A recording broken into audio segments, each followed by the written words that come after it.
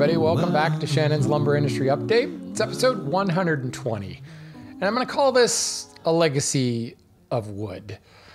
This is a conversation that I'm hoping will inspire others. I'm hoping will inspire local woodworking guilds, sawmill owners, individuals to educate themselves and to take action. In short, what I'm going to talk about today with my guest is how to build a legacy of wood with a kind of a bent towards sustainability and what that actually means. I think as wood users, consumers, builders, sawyers, it's up to us to foster further education about what sustainability in wood actually means and how we can build a legacy for the future, a legacy as current wood users now can build upon for future generations. That's all I'm going to say about that, because I think we've covered it all in my conversation today with my guest. I want to have kind of a different conversation here. I have Shane Britsky with us on the show. Shane is the president of the Mid-Michigan Woodworkers Guild. And honestly, every now and then I drop into Facebook and I poach conversations. There's all kinds of conversations about wood. And Shane posted something, I believe in the Wood Whisperer Guild group, about kind of giving back. I'm just going to leave it that way with kind of a tinge of sustainability there. So first of all, welcome to the show, Shane. Thanks for coming on. Yeah, thanks for having me. I was surprised because I just tried to tag you in that Facebook post, and then suddenly you're like, hey, let's have a conversation about this. So looking forward to it. Yeah, that's probably, I can't even remember now. I think I actually saved it somewhere, but knowing Facebook, I'll never find it ever again. But yeah, it showed up my notifications, and I'm always curious, just, forgetting about running this podcast, just as somebody who works in the industry in marketing, I just like to know what perceptions are out there. So Shane, can you kind of give us a recap of your original post and kind of what the gist of what you were asking? Yeah, so I was trying to keep it fairly open-ended just so that my ideas don't become, influences on what direction you might take it. And so as president of the Guild, I'm sometimes thinking about long-term legacy, that next generation of woodworkers. And so with that, you got to start thinking about sustainability. And so I tried to ask you about essentially the sustainability question of hardwood forests or any other direction you wanted to take it. And that's and that's kind of where I left it. And suddenly I'm on this show. Yeah. So the moral of the story is careful what you post on Facebook. Podcasters are listening. No, I'm excited to be here. It's fun, and I've actually got a bunch of feelers out for like state foresters and actual experts and officials, and I think that will be interesting. But ultimately, all of this sustainability it needs to be a grassroots effort. And we have these woodworking guilds, we have these clubs, call them what you will, and we have them in virtual format. I mean, you were posting in a virtual woodworking guild Facebook group. That's just as active, actually, frankly, more active than a lot of the brick and mortar woodworking guilds that I know of. And we have to kind of start at that level. And ultimately, I guarantee you, because I've got a forester from Michigan and one from Connecticut that have already kind of tentatively said, I'll come on the show. But I guarantee you what they're going to say is, we need your help. Like, we need the average Joe citizen's help. And if you go on any state forestry website, there are so many opportunities to volunteer because these people have no money. Yes, they're state funded, but like there's so many other things further up the chain that are getting more money. And I don't know whether this is true anymore. I remember when I was in college, the park ranger was the lowest paid job in the country. Oh, wow. So I doubt that that's changed dramatically when you consider how much funding these people have. So long story short, I think it's important that you and I, average Joes, have this conversation. So what do we do to build a legacy? What do we do to kind of give back in some respects? So first things first, tell me a little bit about the Mid-Michigan Woodworkers Guild. Who are you guys? What are you known for? What's your membership like? Yeah.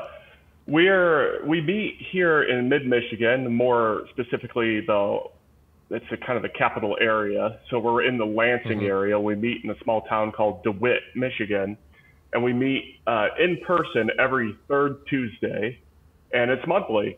And I'd say we're a fairly active group. We've got 115 active members. That means, they paid their dues. And we've got a bunch that haven't yet, but that's a story for another day. But yeah, I've been privileged to serve them since 2020 as president. I walked into the pandemic essentially, so that was a whole can of worms I didn't know I was going to be having. But things are starting to pick back up. We really enjoy getting together. We even have a monthly Zoom meeting where we talk shop. It's called that. Let's talk shop. And we also we're trying to get more and more shop get-togethers where people are building stuff. We have active members in our community creating wooden toys and boxes and other sorts to give back, to people in need or who can't afford toys. It's a really good group of woodworkers, and and one of the most popular questions is, can I be part of it? If you're interested in woodworking, you can be part of it. There's students that have never used a bandsaw before to the seasoned veteran that's installed I don't know how many cabinets. It's a broad range, and we're welcoming to all who are interested. That's great. And I think I'm glad that you brought up like the toy making and box making. It seems like just about every guild that I have either been a member of or I've spoken to over the years has some sort of philanthropic thing. A lot of toy making, a lot of box making, a lot of kind of giving back. And I think that philanthropy is kind of the great place to start. There's an opportunity there to educate as a bunch of woodworkers. There's also an opportunity to fundraise. So I talked earlier about organizations. Let's just say you want to, let's help our forest. Let's build a legacy of having hardwoods available for future woodworkers. So you can use some of that philanthropy to actually raise money and then donate it to somebody like Relief Michigan, one of the big tree planting organizations, or like the Michigan Botanical Club, or what's the other one? Hold on, let me pull up the right Google panel. Michigan Trees, which I believe is a subset of the 10,000 Tree Initiative. But long story short, you can go to Google and I typed in Michigan tree planting programs, and boom, like bunches of things come up. And at every single one of these websites, there is an opportunity there to donate, just like you would expect of any nonprofit. But then there's also an opportunity there to donate your time. Both. And what's interesting, I looked at, I believe it was Relief Michigan, and then I looked at one of the state of Michigan sites. There's a volunteer form in there that allows you to even segment what you want to do. You can join, a crew of people going out and planting trees, which actually sounds like a lot of fun, and a lot of woodworkers might be into that. But you can also donate like clerical time. We need people to literally stuff envelopes. You can donate time from an education perspective. If you wanted to be a part of outreach programs to schools or something like that, they're looking for people there. Then there's also the ability to donate services in kind. And offline, Shane, you and I talked about how several of your guild members actually own bandsaw mills, wood misers, whatever. And there is an opportunity there to use that saw to help some of these organizations deal with the trees that they do have to take down. Because that's one of the things about a lot of these companies. Their headline is we plant trees, but there's also a fair amount of cleanup and grooming that they do. And especially if you tap into the state of Michigan, there are opportunities to donate saw time, because we have these trees. And if we don't have somebody who can put them to work, we're just going to chip them, or we're going to put them in a landfill. So, that could be viewed as donating, but it also could be viewed as, hey, free tree. Just depending on how you look at it. So your group specifically has the resources to actually turn logs into lumber. And I think that that's something that you could probably heavily lead with. Have you guys ever done any kind of tree planting initiative or, weekend or whatever with any of these groups? Not that I'm aware of, but this group's been around about my entire life. They got founded sometime in the early '90s. So Right. they may have in the past, but we haven't in several years. So that's why I was just trying to look into different things and look for a step in the door. Yeah. One of the things that I would actually suggest is a good starting point, and think of this as I'll put on my marketing hat now, but think of this as a longer campaign. I would actually reach out to the state of Maryland, that's me, state of Michigan Forestry Department. And there actually is, the state of Michigan has an urban forestry department. And there's actually the name, email, and phone number of the director. I found it yesterday and I don't have that page up anymore, but it wasn't particularly hard to find. If necessary, I can send you the link offline. But reach out to that individual and get either that person or someone within the department to come and speak to the guild as a guest speaker about what the current forestry initiatives are. And what I think is interesting, I've actually spent a fair bit of time in Michigan. In fact, Hand Tool School members will remember that I have a series of videos of me standing in various forests in the top of the Mitten, Grayling and North. I was in Frankenmuth one night, Grayling the next, standing in the middle of forests. And I did a bunch of videos on silviculture up that way. And there is so much forestry going on in Michigan right now. And what I find is particularly cool about Michigan in particular is how the environmentalists and the foresters, the lumbermen, are working very much in lockstep with one another. And there's a lot of synergy between those two at face value kind of warring parties.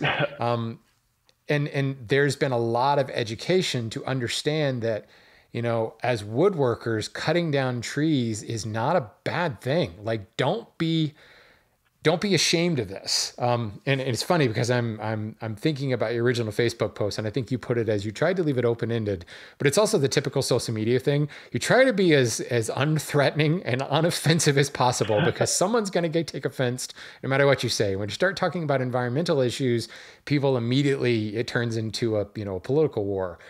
But I think fostering better education about how cutting down trees, like, we're woodworkers, we use trees, we cut logs into lumber. The answer is not necessarily just plant more trees. The answer sometimes can be plant the right trees. It sometimes can be, let's clean up the forests, let's remove some trees. Let's, certainly the dead standing and the trees that are already fallen through, storms or whether they've died or whatever. Let's go out and clean up the undergrowth. There's lots of forest care that needs to go on that could be, in my mind, could be a phenomenal opportunity to spend a day outside, a day out in the forest, but also to learn a hell of a lot. Because, they're not just going to send random people out with, a bunch of saplings. They send you out with a crew of certified foresters, and they tell you, here's how we need to plant it. And what's interesting in Michigan, especially in your neck of the woods of Michigan, is there is a lot of managed land for many, many different purposes. There's a lot of softwoods growing up that way. Go up into northeast of you, up to like Hartwick Pines State Park. And that's pretty much all softwoods. Now, they do have some old growth forests, and they've got a protected section of old growth up there. But what's interesting is how they're managing the old growth hardwoods in that protected area. The solution is not just leave it alone, don't ever touch it. There's active, I hate to say active logging, but there is selective logging in order to protect that forest and to continue to grow that forest appropriately. But then all around that, you've got acres of land that are one whole section is clear cut. And you think, oh my God, clear cut, terrible, bad, that's so awful. But understanding why they're doing that and what they're planning to grow there and why that is the best silvicultural plan for that particular area for the product they're making. Hartwick Pines is a good example because I have some personal experience up there. There are all kinds of educational seminars that they give up there. So that's another one. I would reach out to them and say, hey, can you come down? It's not that far, but there's probably any number of state forests closer to the DeWitt area, to Lansing. Hell, you've got Michigan State. Yeah. Right there. They're in Lansing, aren't they? Oh, yeah. They're in East Lansing. So it's just 20 minutes from where we meet. Yeah. So I guarantee you there's a forestry department. Every Michigan college has a forestry department. They've got some cool programs, actually. They've got a wood miser on site, and they're teaching their students how to use it and how to, the down trees from campus, they're turning it into, product, and they're selling it to keep their program going. It's actually, they have a pretty cool stuff.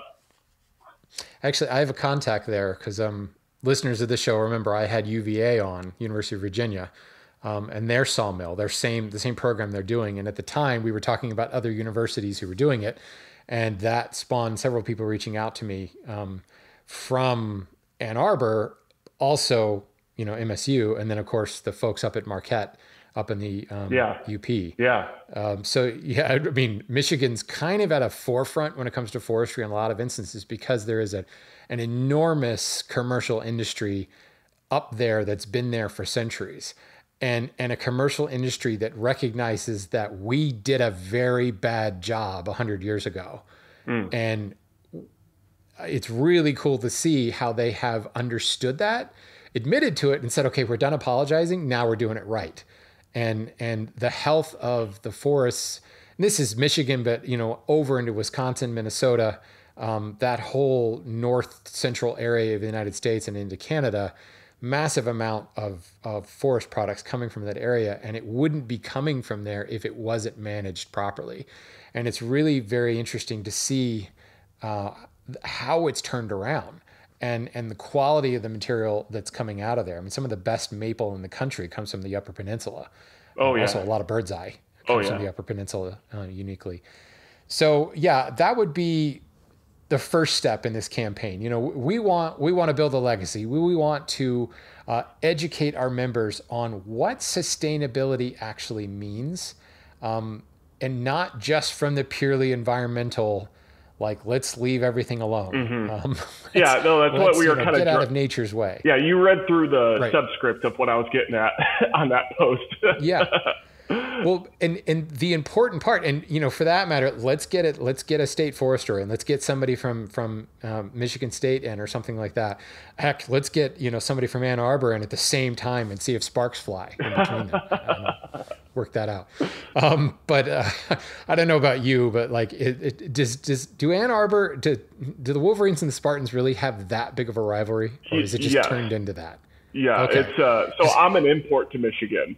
I've lived here for about 6 or 7 years now, and it was shocking to me how much of a disagreement there is between the two. How interesting. Because I graduated from University of Colorado, and the Colorado State and University of Colorado rivalry, and I'm putting that in air quotes, when I was at school, we never played. We were in totally different conferences. We paid no attention to one another. We partied with them, for God's sake. And then after I left, they used to play. They reinstated it, and they put it at Mile High Stadium, and they turned into this huge, the Mile High Showdown. And people are like, oh my God, the big rivalry. What are you talking about? We couldn't care less what's going on at CSU. And CSU is like, what? I don't know. Who cares?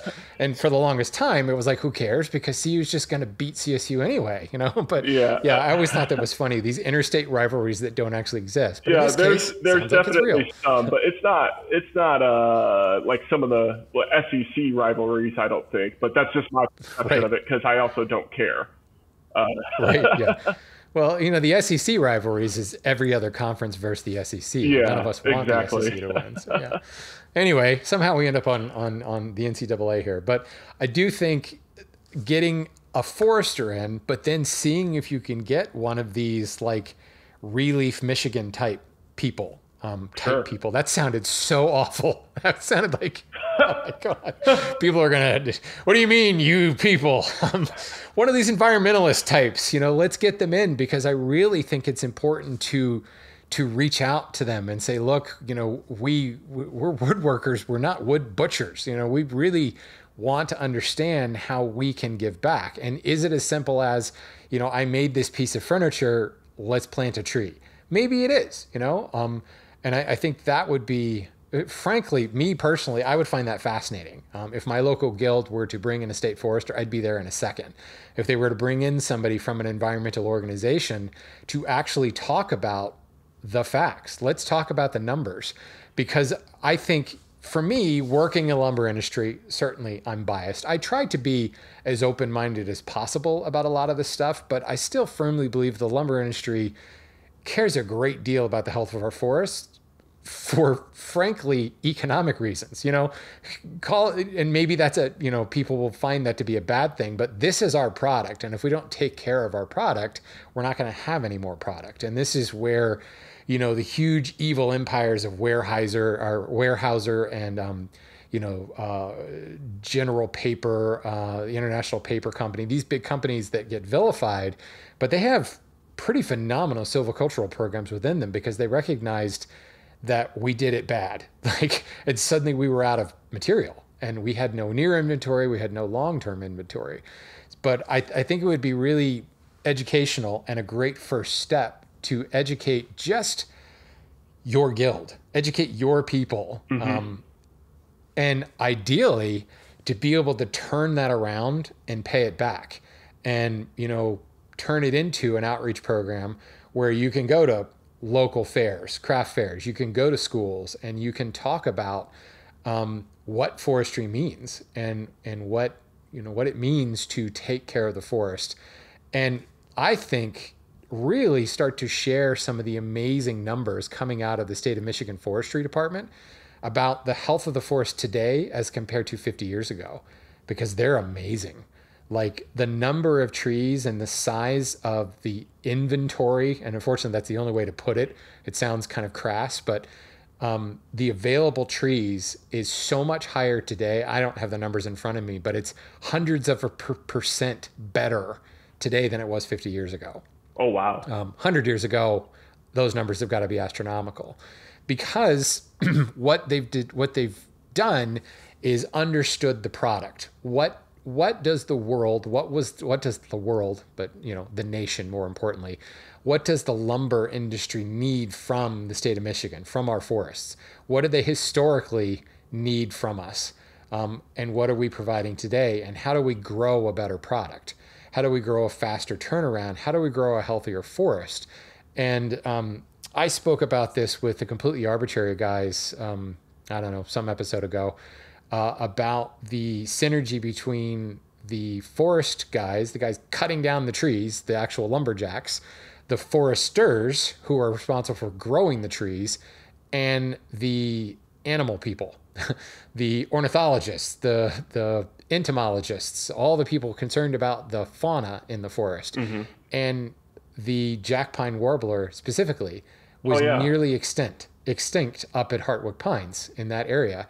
And that was because we were leaving the forests alone, and the jack pines were dropping their lower branches at about 2 years old, which was the nesting habitat for the jack pine or the Kirtland's warbler. Suddenly there was exposed bases to the trees. There was no nesting habitat for these birds anymore, and they very closely came extinct. They were almost gone. And today it's noted, the Audubon Society notes it as the single greatest turnaround for a species in the history, of anybody paying attention. I don't know what the numbers or anything, but put it this way, my wife wanted to go on a birding trip to look for the jack pine warbler. It took us all of about 5 minutes. It wasn't hard to find. They're everywhere. Now they're in a very, small area. It's funny, if you look at a birding map, you'll see like way up in northern Canada and then this little tiny blotch in middle of Michigan. Oh, that's funny. What the heck? But they are everywhere. 9 out of 10 birds is a Kirtland's warbler. And it's because the ornithologists and the foresters kind of sat down and compared notes and said, holy crap, we can not only harvest more trees, but we can increase the habitat for this bird that's nearly extinct. Because they weren't cutting down the trees, or more importantly, they weren't planting, they weren't clear cutting and broadcast seeding to allow that dense all the way to the ground growth that provided the nesting habitat. They were leaving the trees alone. They were letting them grow up and be taller, and they were, still harvesting them for a variety of purposes. So instead of building a set of land, 10, 20, 100 acres of land dedicated to shorter tree products, which mostly end up being pulp products, they were letting them all grow, and they were getting 2x4s, 2x6s, some traditional lumber out of it, but then they were also getting pulp products from the same trees, which was completely ridiculous because there's no reason to cut down a 6-year-old tree for pulp. What a waste. You can cut down a 1-year-old tree, or you can thin a bunch of 1-year-old trees for pulp products and let the remaining trees grow even better and stronger to make a better 2x6, a better 2x8. This was the kind of, nobody was talking to each other. And when they finally sat down, and the animal people, the animal environmentalists and the tree environmentalists, and then the industry people sat down and compared notes, they realized, hey, we're all on the same side. Go figure. Let's make this work. And that's the exciting part about, the health of the Michigan forest today. And, for people listening to this going, they're talking about Michigan, this same thing can be said in a lot of areas in the country. And especially in places like Canada, where you've got huge amounts of Douglas fir and western red cedar being harvested. It's the same type of story up there. We've kind of figured it out. It doesn't mean that there's not still bad stuff happening. There's still irresponsible logging happening. And actually, there's probably more irresponsible logging happening within the borders of our country than there is in places that people really pay attention to, like the Amazon rainforest. That's a whole other conversation, but we don't have nearly the regulations, nor the oversight, nor the chain of custody line of sight within the borders of the United States that they do in places like Brazil and Paraguay and, all across Africa and into Southeast Asia. Because there has been so much spotlight shined on these tropical regions for possible deforestation that all of these outside parties like the European Union, the United States, have stepped in and modernized and given our 2 cents basically. And we're not practicing what we preach, which is kind of difficult. So yeah, I'm going to go off on a slightly political tangent, but I don't stop now. I have to be cautious about that. But all this to say, there's your education opportunity. Absolutely. And I think, first of all, how fascinating for your guild. Second of all, the more education we can have on this kind of proper silvicultural practice, I think the better. Then you can turn that around to outreach. Then you can reach back to these companies and say, okay, now we want to go plant some trees. And you can have conversations with like the urban forestry department and talk about, well, what are the right trees? And do some education on the planting that needs to go on there. And that could be really kind of fascinating. Now that you have members that have band mills, you could begin to do, certainly there's a certain amount of outreach that can be done there, but let's be real. This is very hard to do with school kids because it's a screaming bandsaw mill and you can't really you can't have a conversation while it's running. Cutting logs is not a super fast thing. There's a reason why every Instagram post is sped up. Forget about the Alaskan mills. It's slow. So, unless you have a highly interested shop class, which is possible, even then, it's not a very exciting demonstration. So, it could be a little bit hard to do. If you're talking younger kids, which I've had great experience teaching hand tools to middle schoolers, but they get bored fast, and unless you're building something really fast, you lose them. So it's a possibility, and that's the immediate knee-jerk reaction. Let's do outreach to schools. I think that's cool, but I think you've got to really think about what your presentation is, and you probably need to have a lot of build it like a cooking show, where the turkey's already in the oven and you can prepare it and then pull another one out of the oven. I think you're going to have a lot of that kind of staged, material so that you can keep the kids interested.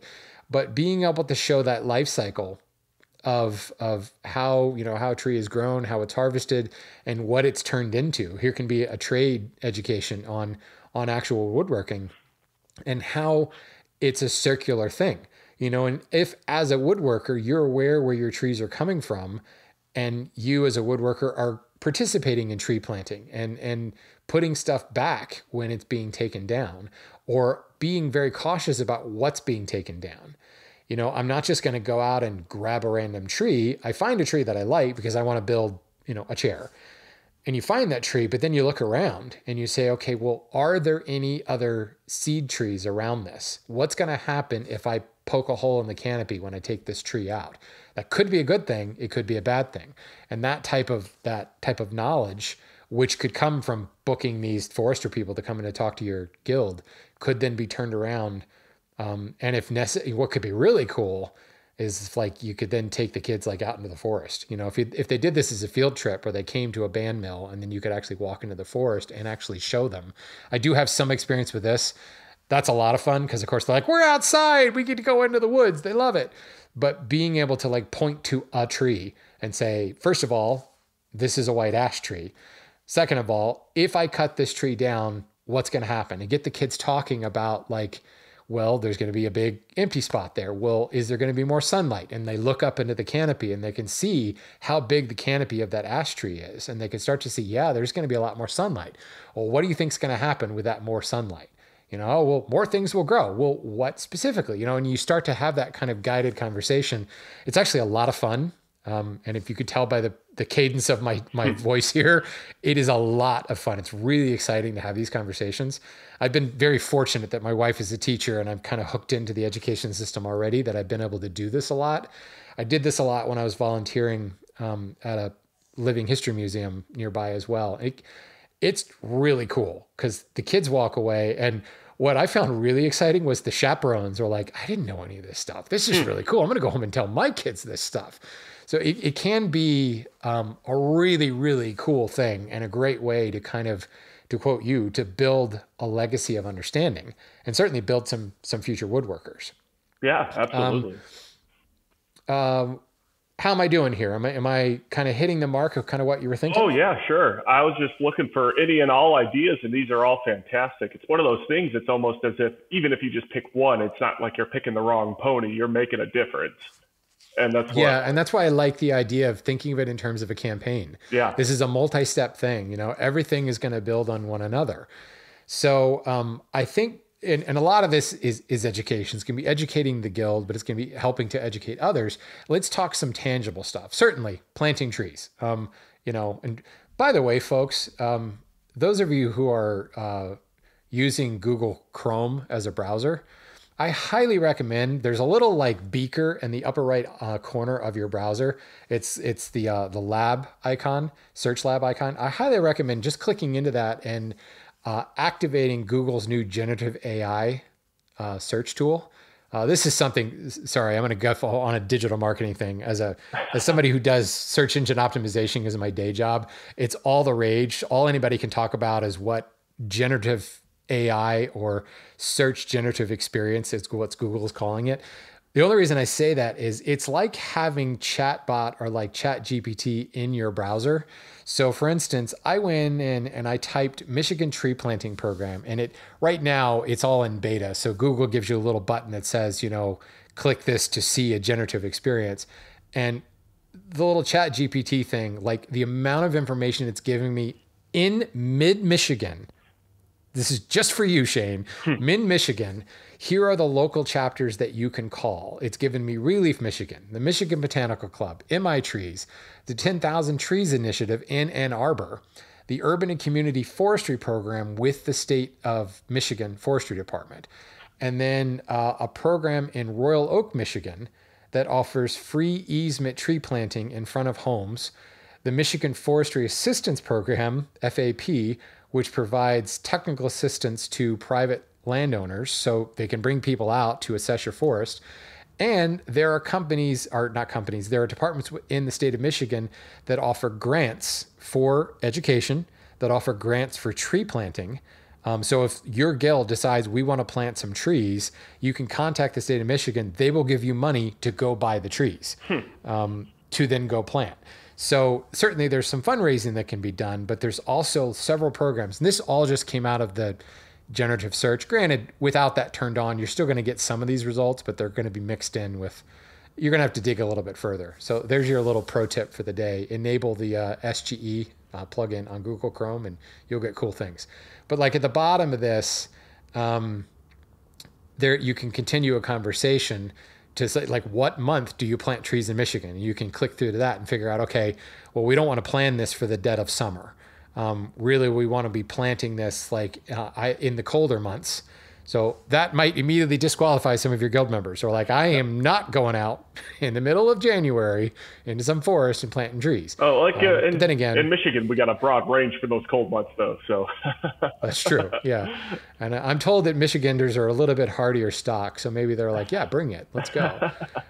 But I think some of the grant programs would be particularly interesting. Basically, there's money there. They're just looking for people. They're looking for the manpower to go out and plant these trees. They're looking for people to go out and clean up state parks. And actually most of the state parks have some sort of volunteer like forest cleanup or trail cleanup type program. And that usually is kind of a lot of fun for the wood nerds out there, because you're there with a forester and you've got them, like, their undivided attention for a day while you're cleaning up, and you can really kind of tap their brain a little bit. What I think could be interesting for your group in particular, and this will go back to the episode that I did with Cambium Carbon quite some time ago, the circular economy idea, and this idea of urban forestry, trees that would normally be destined for a landfill are destined for a wood tripper that are now being turned into boards. And then taking the money gained from not chipping those logs, turning them into boards, and planting trees. But not just planting any tree, but planting in accordance with an urban silvicultural plan, an urban concession plan, if you will. Mm-hmm. It would be interesting to hook your members with band mills, and your members who don't have band mills, who are just willing to go and help, go move logs around. This is hard, tiring work. And I have very little experience working with a band or with a wood miser. And honestly, what I've at my day job, I think we've sawn a grand total of 4 logs on our wood miser. Mostly we use it to resaw already like big, heavy, thick boards. We're not really sawing logs at this point. But regardless, even with all the heavy lifting machinery that we have at a commercial yard, it is backbreaking work. So you may have 4 or 5 members that own a bandsaw mill or own an Alaskan mill. They would love to have 4 or 5 other members show up and help them. Sure. And this could be, sawing parties. But you could hook that resource, that sawing resource, into some of these urban silvicultural type people who are taking trees down. It could be a source for logs, but it also could be an opportunity to give back. If you end up selling those boards, or your guild ends up using those boards to make toys and you sell those proceeds could go right back to help that urban forester plant trees. And that's something that could be tracked. That's something that you could actually track over the years, because we are talking a long cycle here. Yeah. You cut this tree into boards, it's got to dry. Who knows how long it's going to be before you build stuff. But if your guild is your philanthropic efforts, your toy building, let's just stick with one. The toys you're building are exclusively being built with the woods that your guild has sawn. How cool is that? Like, that's something that you could actually strive towards, and when you put it into your meeting minutes and your kind of mission statement, the mission statement for the Mid-Michigan Woodworkers Guild is to be fully sustainable. Like, certainly somebody's going to go to a lumberyard somewhere. But for the most part, we are able to supply the wood for at least the sanctioned guild projects. Sure. From material that our guild has sawn, from the material that our guild, not only have we sawn it, but we replanted the trees at the same time. That's a pretty cool thing. That's a something to really strive for. Yeah, I'm excited about that. Do that. Well, come join the Mid-Michigan Woodworkers Guild here in Lansing, Michigan, and we'll happily have you. There you go. But I mean, my goodness, you could hook up with the Boy Scouts, Sure. all the Eagle Scouts looking to put together programs like this, and essentially they could do a lot of the heavy lifting, like as far as the putting together the tracking plan and building the fancy little posters that show it all and everything for their Eagle certification, classification. I can't remember the name, but I know I should know that. Right. But then it also could be something where taking that data and sharing it back with the state of Michigan. There could be some interesting things that comes from this, which leads me to my next point in this campaign. Like, just your little microcosm, your guild is sustainable. Your guild is building a legacy because we're using what we harvest. We're replanting what we harvest. We're keyed into that kind of circular economy. So now let's take what we've learned in our tiny little microcosm and how do we hook more people into that? How do we grow our microcosm into a macrocosm? How do we build a coalition of sawyers, foresters, tree removal companies to build kind of a marketplace of sorts? And this is what I talked with Cambion Carbon. And Cambion Carbon is trying to do this. They have software that makes it a little bit easier as a sawmill owner to build an inventory and make your inventory visible. And Cambium Carbon, as the nonprofit, is trying to connect architects and people who want to use wood with people who are sawing wood. But that's tough to do on a national basis like they're doing right now. I think starting at a grassroots level and saying, okay, we have these either members that have band mills or we know people, actual commercial, this is their job. And several of our members have used them or are continuing to use them. We can now hook those people into users of wood. And we could start to build like a resource of sorts. That's a long-term goal, but you want to talk about legacy? Sure. With the amount of sawyers, and a good example, here's another thing with your Chat GPT enabled Google browser you can do is, how do I find a sawyer in Michigan? Oh my God, the number of results I got for this. But one of the typical things is, go to Wood-Mizer, go to the Lucas Mill people. But Wood-Mizer in particular has a huge directory of owners. I plugged in Michigan and it was enormous. It was like 4 pages of commercial, not just like Joe Woodworking Guild member who has a Wood-Mizer. These are guys with like rolling tire Wood-Mizers that cost $8,000, $12,000, $20,000, pages and pages and pages of them. And this is the forestry that is very much a major industry in the state of Michigan. If you could somehow start to connect the dots with those guys sawing stuff into what kind of inventory they have to people who are actually using it. And certainly woodworkers, hobby woodworkers, but then also professional woodworkers and contractors and designers. If you could build that type of resource just within mid-Michigan, what a legacy that would leave. And that would truly track that circular economy. Now, this is ambitious. I'm not going to sugarcoat it. This is a lot. But again, if you look at this as a step-by-step thing, wow, like that's your eventual goal. And all of the education that you started with, all the education outreach that you've kind of spread that knowledge down to, the physical action of planting trees, the physical action of rescuing, salvaging, if you will, the logs that were destined and turning them into boards, down to building stuff out of it, raising money from it, and giving it back to plant more trees.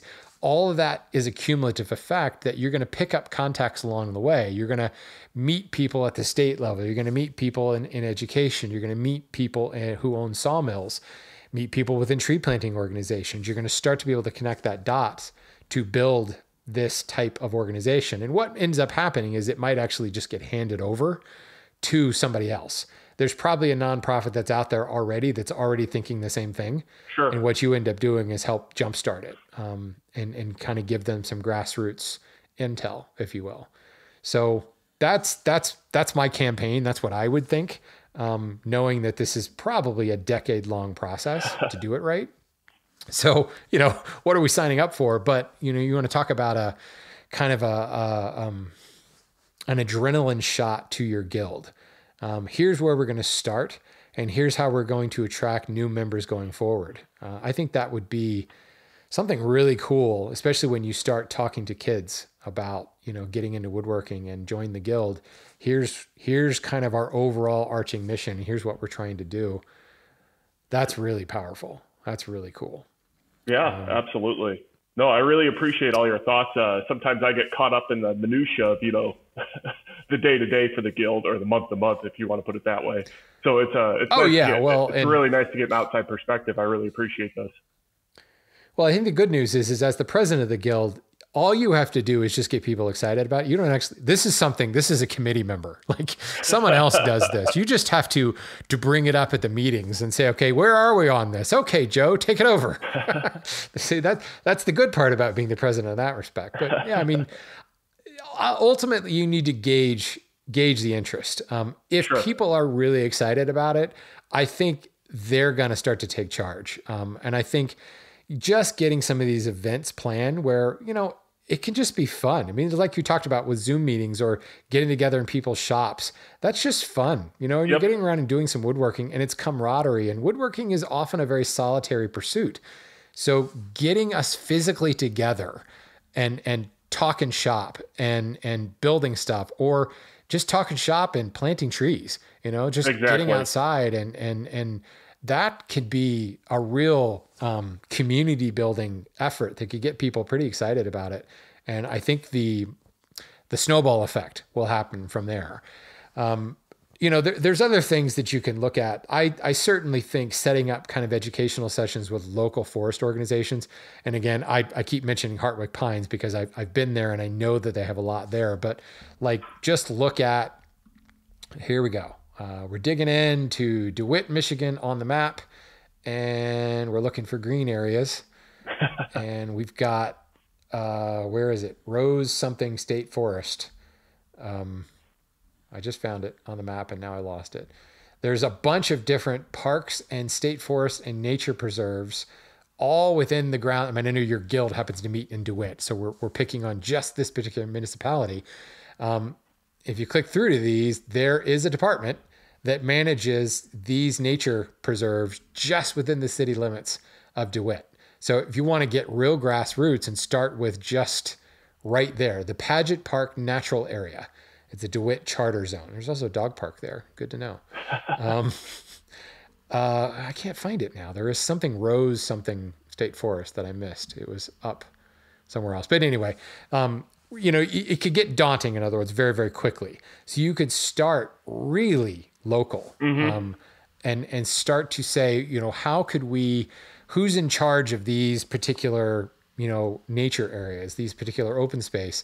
And is there an education session that we can set up with just our local municipality? Is there an opportunity for us to volunteer from a conservationist perspective, a trail cleanup, a tree planting, or something like that? Start real local. And, maybe DeWitt's maybe not a good example. I've never been there. It's like there may not be anything going on, but there's got to be, the greater Lansing area. There's plenty of opportunity, I'm sure. Yeah, absolutely. Head over to Frankenmuth and get some German beer while you're there.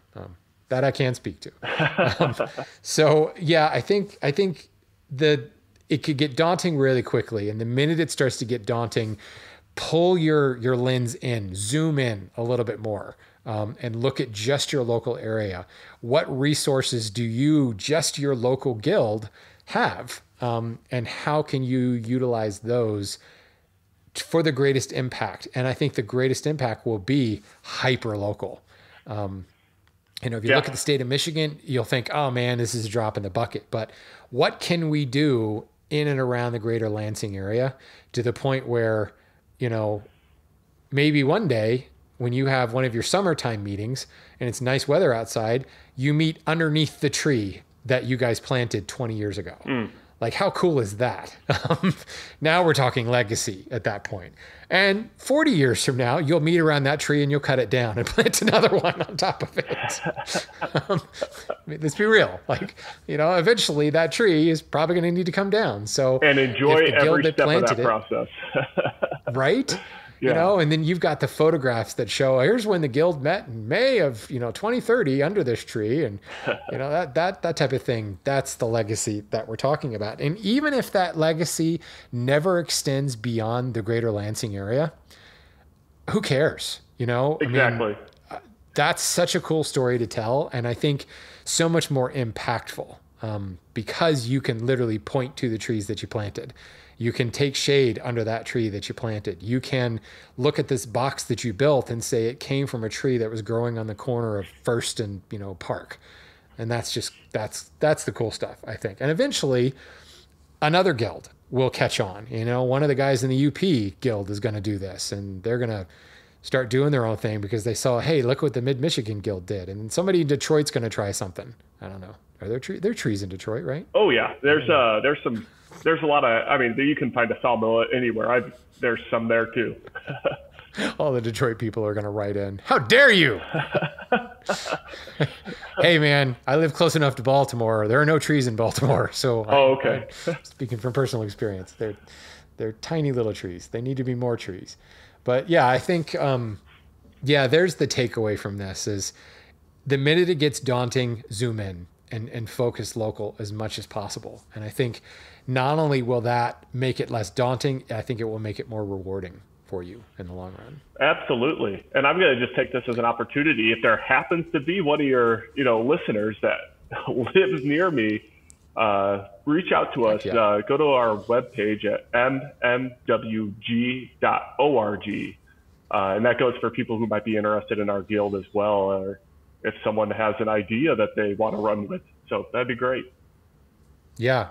Thank you for doing that, because that's ultimately it's one of the reasons I really wanted to get you on, because you're not some big commercial entity or some state, employee.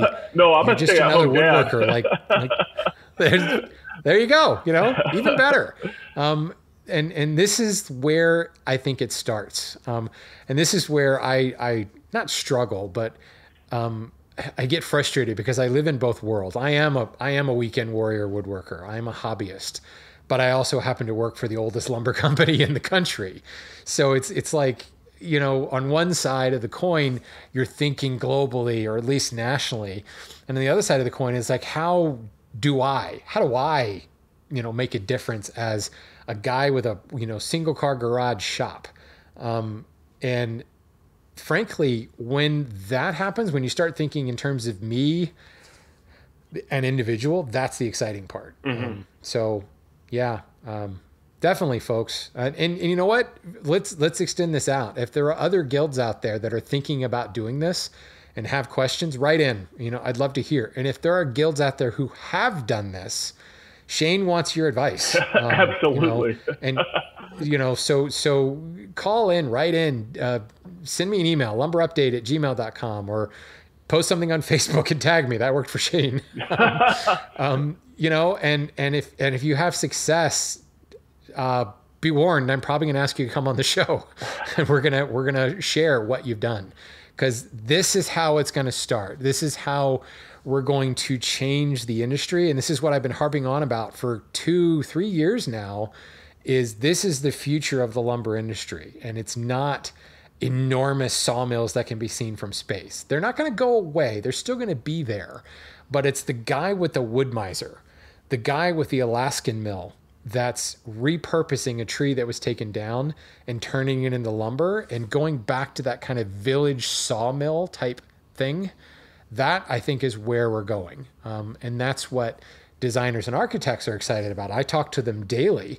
And yeah, it's nice, they'll call us, and it's nice that we have, 7 million board feet on the yard. But what they're always interested in is the stuff that we don't have, because they want that fancy thing that grew on the street corner. Sure. That's where that's heading. And yeah, they're going to get a board, a log for the feature wall. And then they're going to go and buy 25,000 board feet for the rest of this project. That's why both can exist. This is not an either or. This is not an adversarial thing. This is just building out the capabilities and better using our forest, better using our resource. Everybody wins. Yeah, that's what we're looking to do. Exactly. Right. Exactly. So there is no group too small to do this. So, Shane, should we go ahead and schedule you for 10 years from now? I'll have to check my schedule, but that should be all right. Yeah. Yeah. Check how the end of February and 2034 looks. We'll put it on the schedule, and we'll get you back on the show. So I'm going to hold you to it. All right. That sounds great. Well, I really appreciate it. Anything else we didn't cover? Any questions that you might have before I let you go? I'm sure I've got them. I'm just still processing everything because there's a lot there, and daydreaming in the middle of all your talks of what could be. So there's just a lot to process, and I look forward to seeing what turns out of this. Yeah. And for those of the people that write in from time to time and say, you really need to let your guests talk more, Shane explicitly told me that he hoped I would do most of the talking. It's true. Before we recorded. I should have started with that. I was leaning on that. I am glad to be the guinea pig to get other people started. So I certainly can talk with the best of them, but I was happy to sit back on this one. Sure. Well, my challenge to you, Shane, will be keep me informed. Sure. And if necessary, if you've got a milestone or something that you did, I'm going to mention it on the show. So stay in touch and let me know what you've done and how it's worked out. And if nothing else, we can have every couple of months, the Mid-Michigan Woodworkers Corner. What have they done now? Do we get a theme song? Ooh, we'll work on it. I'll have AI create it. It won't be no problem. Yeah, I got to be careful what I say here, I guess, nowadays. Right. Yeah. Right. Well, again, I really appreciate your time. I'm excited that you were already thinking this, and hopefully I've given you some things to think about. Not too much to think about. This is great. No, thank you very much for your time and your thoughts. Yeah, it's absolutely my pleasure. So they're mmwg.org, folks. If you missed it before, check them out, and definitely keep an eye on this guild because I expect them to set the world on fire. Well, strategically. Bad. Yeah. Right. Controlled fires.